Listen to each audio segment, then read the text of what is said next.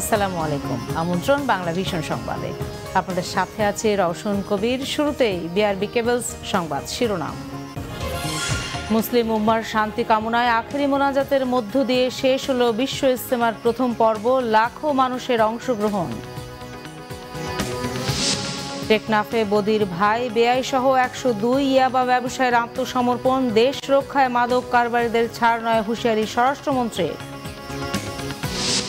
কবি আল মাহমুদের জানাজা বাইতুল মোকাররমে অনুষ্ঠিত, দাফনের জন্য মরদেহ নেওয়া হচ্ছে ব্রাহ্মণবাড়িয়ায়। দেখছিলেন বিআরবি কেবলস সংবাদ শিরোনাম। বিস্তারিত। দেশ ও জাতির কল্যাণ কামনায় আখেরি মোনাজাতের মাধ্যমে শেষ হলো 54তম বিশ্ব ইজতেমার প্রথম পর্ব।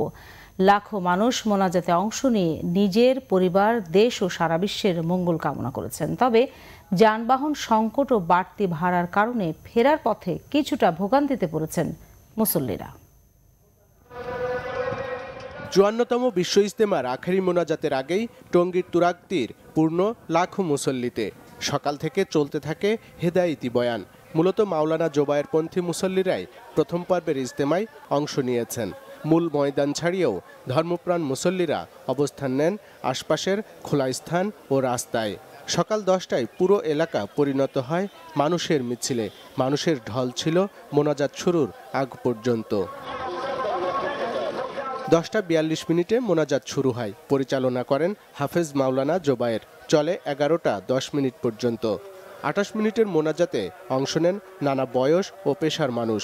মোনাজাতে দেশ ও সমাজের কল্যাণ কামনা করা হয়। নারীদের জন্য মোনাজাতের পৃথক ব্যবস্থা ছিল। মানুষের ভিড়ে মূল সড়কেও যান চলাচল বন্ধ করে দেয় প্রশাসন। বাপ মার জন্য দোয়া চাইলাম, নিজেদের জন্য দোয়া চাইলাম, সবাইকে যেন ভালো রাখে। আমি সবার জন্য দোয়া করছি। সারা বাংলাদেশের লোক, সারা পৃথিবীর লোক যাতে ভালো থাকে, সুস্থ থাকে।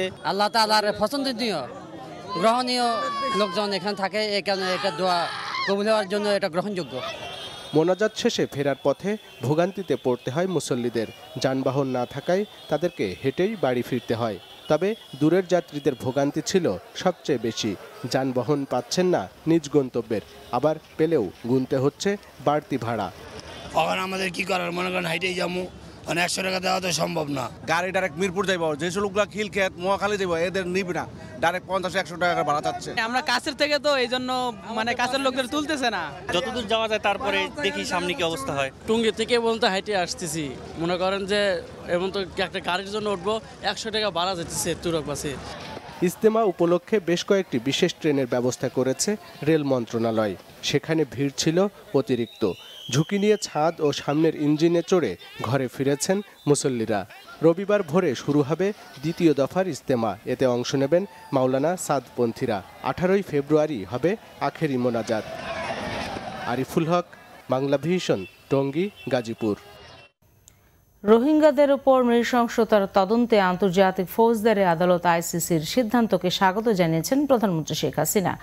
শুক্রবার মিউনিখ নিরাপত্তা সম্মেলনে প্রধানমন্ত্রীর সাথে আইসিসির প্রধান কৌঁসুলি ডক্টর ফাতু বেনসুদার সাইডলাইন আলোচনায় মার্চে আইসিসির তদন্ত দলের বাংলাদেশে আসার সিদ্ধান্তকে স্বাগত জানান।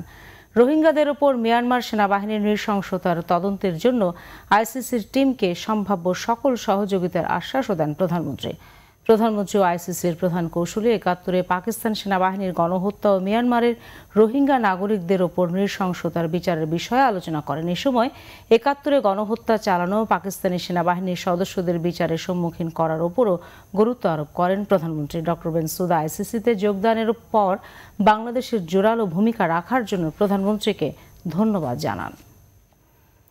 ইয়াবা কারবারে বহুল আলোচিত আওয়ামী লীগের সাবেক এমপি আব্দুর রহমান বদির ভাই বেআই সহ 102 জন আত্মসমর্পণ করেছে কক্সবাজারে। অনুষ্ঠানে স্বরাষ্ট্রমন্ত্রী আসাদুজ্জামান খান কামাল বলেন, দেশ রক্ষার্থে মাদক কারবারিদের ছাড় নেই আর মাদক নির্মূলে অভিযান চলবে, জানিয়ে আইজিপি ইয়াবা সহ অন্যান্য মাদক ব্যবসায়ীদের এইভাবে আত্মসমর্পণের আহ্বান জানান। কক্সবাজারে আইনশৃঙ্খলা বাহিনীর সেফ হোম থেকে শীর্ষ ইয়াবা কারবারিদের টেকনাফে আত্মসমর্পণ মঞ্চে আনা হয় শনিবার সকাল 10:30টার দিকে। তাদের দেখতে হাজারো মানুষের ভিড় জমে আত্মসমর্পণ মঞ্চের কাছে। উপস্থিত হন স্বজনরাও। ঘটা করে আয়োজিত ইয়াবা কারবারিদের আত্মসমর্পণ অনুষ্ঠানের মঞ্চ করা হয় টেকনাফ পাইলট হাই স্কুল মাঠে।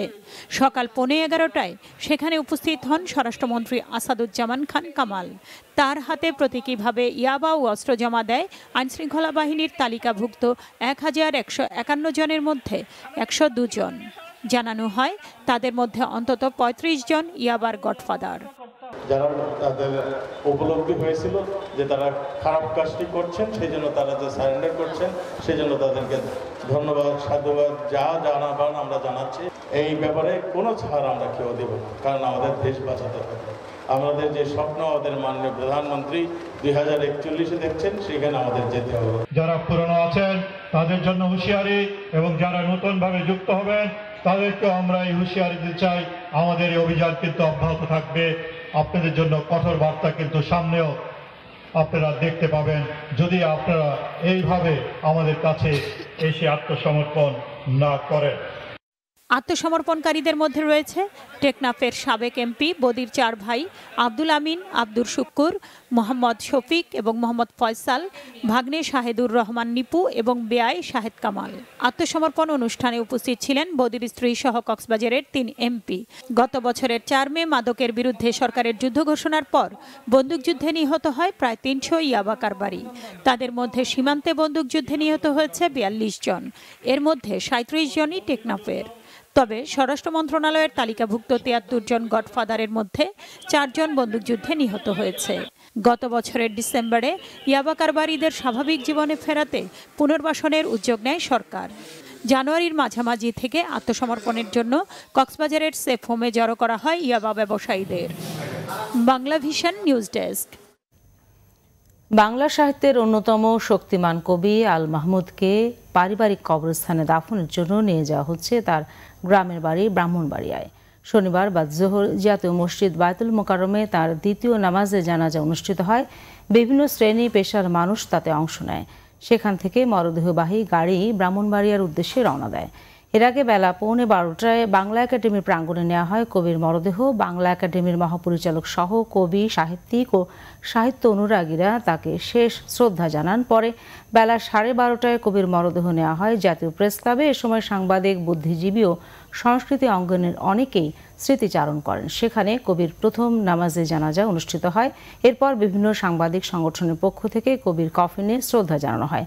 শুক্রবার রাত 11:05 রাজধানীর একটি হাসপাতালে সোনালী কাবিন খ্যাত কবি আল মাহমুদ ইন্তেকাল করেন। সাহিত্যে অসামান্য কর্মের স্বীকৃতি হিসেবে বাংলা একাডেমি পুরস্কার ও 21 পদক সহ অনেক সম্মাননা লাভ করেন কবি আল মাহমুদ।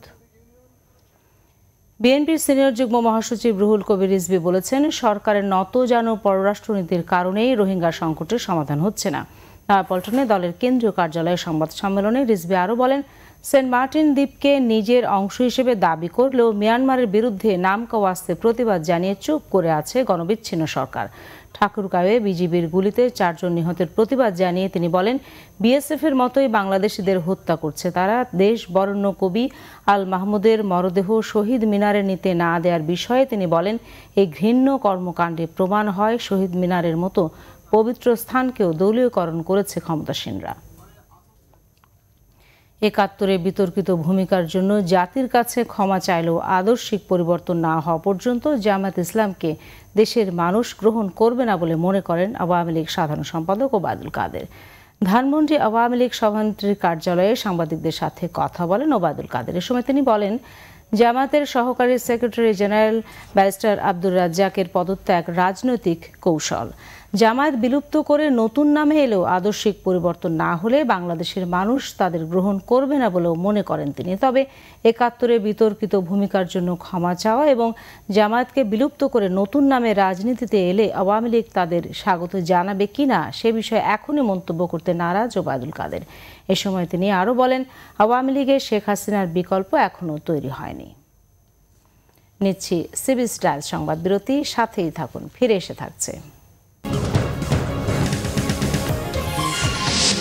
শরীয়তপুর চাঁদপুর আঞ্চলিক মহাসড়কের বেইলি ব্রিজ ভেঙে যাওয়ায় চরম দুর্ভোগে যাত্রীরা, আটকা পড়েছে শতাধিক পণ্য বোঝাই ট্রাক।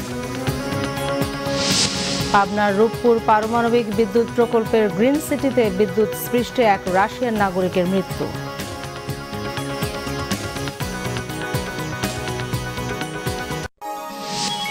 আপনারা দেখছেন বাংলা ভিশন সংবাদ।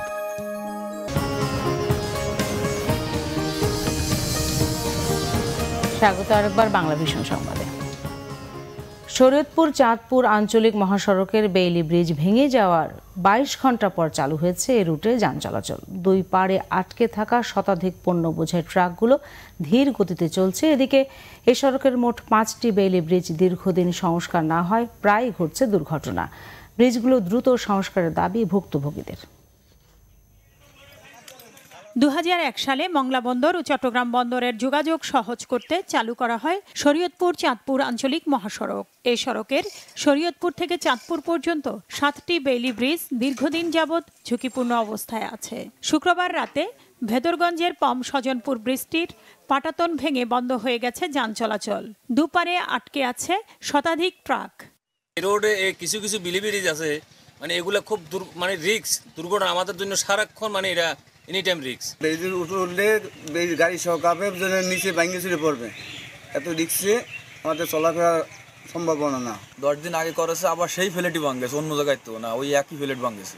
সেতুটি মেরামতে কাজ করছে সড়ক ও জনপথ বিভাগ। স্বল্প সময়ের মধ্যে সড়কটি চালুর আশ্বাস ভেদরগঞ্জ উপজেলা নির্বাহী কর্মকর্তার। সড়ক বিভাগকে অবহিত করেছি যাতে যত দ্রুত সম্ভব সড়কটি যান চলাচলের জন্য মুক্ত করা যায়। জনদুর্ভোগ লাঘবে দ্রুত এ সড়কের বেইলি ব্রিজগুলো সংস্কারের দাবি ভুক্তভোগীদের। Bangla vision news desk.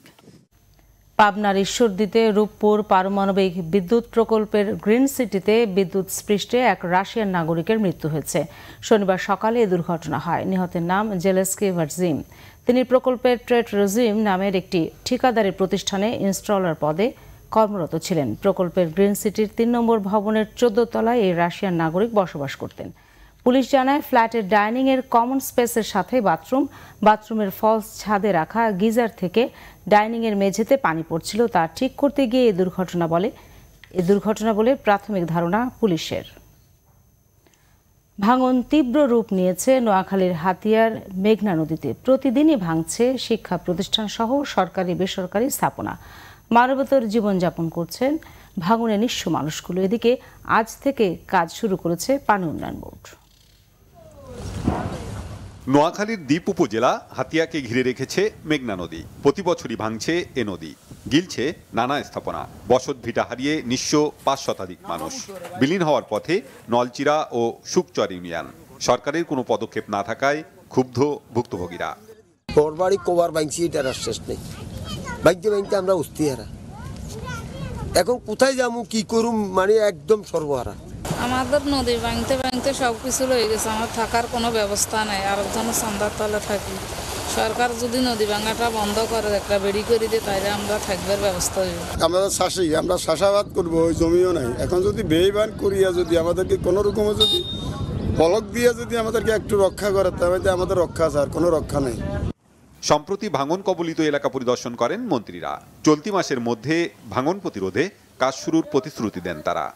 নদী ভাঙনে হাতিয়ার মানুষ অসহায়, এই নদী ভাঙন রোধে অবিলম্বে ব্যবস্থা নেওয়া। শুধু হাতিয়াতে নয়, সারা বাংলাদেশে যে সকল এলাকাগুলো নদী ভাঙন কবলিত, আমরা বর্ষা আসার পূর্বেই আমরা প্রস্তুতিমূলক ব্যবস্থা নিচ্ছি। মানুষের যে প্রাণের দাবি ছিল, সে মানুষের যে এতদিন যে স্বপ্ন দেখেছিল, সে স্বপ্ন ইনশাল্লাহ এখন বাস্তবে রূপ নেবে। আমি সেই প্রত্যাশা করছি এবং আমি ইনশাল্লাহ আমি পারবো বলে আশা করি। আপাতত জিও ব্যাগ দিয়ে প্রতিরক্ষামূলক ব্যবস্থা নেওয়ার আশ্বাস পানি উন্নয়ন বোর্ডের। আপাতত আমরা নদী ভাঙ্গন রোধে অস্থায়ী প্রতিরক্ষা জিও ব্যাগ দিয়ে অস্থায়ী প্রতিরক্ষামূলক কাজ করার ব্যবস্থা নিচ্ছি। 10 কিলোমিটার নদী ভাঙ্গনের জন্য আমরা একটি ডিপিপি প্রণয়ন করব, সেটা বিস্তারিত সমীক্ষার মাধ্যমে এই ডিপিপি প্রণয়ন করা হবে। প্রতিশ্রুতিতে বিশ্বাস নেই ভাঙন কবলিতদের, তারা চান কার্যকর পদক্ষেপ। Bangla vision news desk. এবারে দেশের বিভিন্ন জায়গার আরো কিছু খবর নিয়ে রয়েছে একটি ডেস্ক রিপোর্ট। চট্টগ্রামে বিভিন্ন উন্নয়ন প্রকল্পের কাজের মান ঠিক রেখে গতি বাড়ানোর নির্দেশ দিয়েছেন গৃহায়ন ও গণপূর্ত মন্ত্রী সম রেজাউল করিম। দুপুরে চট্টগ্রাম উন্নয়ন কর্তৃপক্ষের সম্মেলন কক্ষে সংস্থাটির ঊর্ধ্বতন কর্মকর্তাদের সাথে মতবিনিময়ে তিনি এ নির্দেশ দেন। নওগাঁয় 3টি খাদ্যগুদাম তৈরির আশ্বাস দিয়েছেন খাদ্যমন্ত্রী সাধন চন্দ্র মজুমদার। দুপুরে নওগাঁর মান্দা উপজেলার প্রসাদপুর বাজারে খাদ্যগুদাম ঘুরে দেখে সাংবাদিকদের তিনি একথা বলেন। মোবাইল ব্যাংকিং এর মাধ্যমে প্রাথমিক শিক্ষার উপবৃত্তি দেওয়া বিষয়ে কর্মশালা হয়েছে কুড়িগ্রামে। সকালে জেলা প্রশাসকের সম্মেলন কক্ষে কর্মশালার উদ্বোধন করেন প্রাথমিক ও গণশিক্ষা বিষয়ক প্রতিমন্ত্রী জাকির হোসেন। পানি সম্পদ উপমন্ত্রী একেএম এনামুল হক শামীম বলেছেন, শেখ হাসিনা প্রধানমন্ত্রী বলেই বছরের প্রথম দিনেই বিনামূল্যে বই পায় শিক্ষার্থীরা। শরীয়তপুরের নড়িয়ায় একটি স্কুলের রজত জয়ন্তী অনুষ্ঠানে তিনি একথা বলেন। ক্লাস পরীক্ষার দাবিতে দিনাজপুর রংপুর মহাসড়ক অবরোধ করে বিক্ষোভ করেছে দিনাজপুর হাজী মোহাম্মদ দানেশ বিজ্ঞান ও প্রযুক্তি বিশ্ববিদ্যালয়ের শিক্ষার্থীরা। এ সময় দিনাজপুরের সাথে রংপুর, ঠাকুরগাঁও এবং পঞ্চগড়ের সড়ক যোগাযোগ বন্ধ হয়ে যায়। শিক্ষার্থীদের অভিযোগ, বেতন বৈষম্য নিয়ে শিক্ষকদের আন্দোলনে শিক্ষা থেকে বঞ্চিত হচ্ছেন তারা। সড়ক দুর্ঘটনায় পাবনা মেডিকেল কলেজের ছাত্রী তানিজা হায়দার নিহতের প্রতিবাদে বিক্ষোভ ও অবস্থান ধর্মঘট পালন করেছে শিক্ষার্থীরা। পাবনা কেন্দ্রীয় বাস টার্মিনালের গোল চত্বরে এ কর্মসূচি পালন করে মেডিকেল কলেজের শিক্ষার্থীরা। নানা কর্মসূচির মধ্য দিয়ে প্রধানমন্ত্রী শেখ হাসিনার স্বামী বিশিষ্ট পরমাণু বিজ্ঞানী ডক্টর এম.এ. ওয়াজেদ মিয়ার ৭৮তম জন্মদিন উদযাপন হয়েছে। সকালে রংপুরের পীরগঞ্জ উপজেলার ফতেপুর গ্রামে তার সমাধিতে শ্রদ্ধা নিবেদন করে বিভিন্ন সংগঠন। উচ্ছেদ নোটিশের প্রতিবাদে সংবাদ সম্মেলন করেছে রংপুর লালবাগ রেলওয়ে বস্তির মানুষ।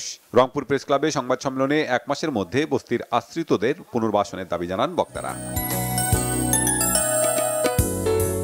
সাতক্ষীরার ব্রহ্মরাজপুরে গৃহবধূ আখি বসু হত্যার প্রতিবাদ এবং হত্যাকারীদের ফাঁসির দাবিতে মানববন্ধন হয়েছে। জেলা প্রেস ক্লাবের সামনে এই কর্মসূচিতে সর্বস্তরের মানুষ অংশ নেন।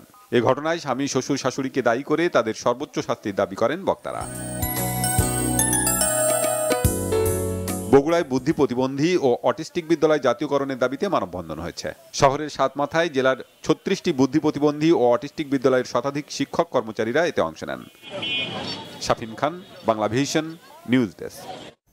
সংবাদ শেষ করব বিআইবি কেবল শিরোনামগুলো আরেকবার জানি।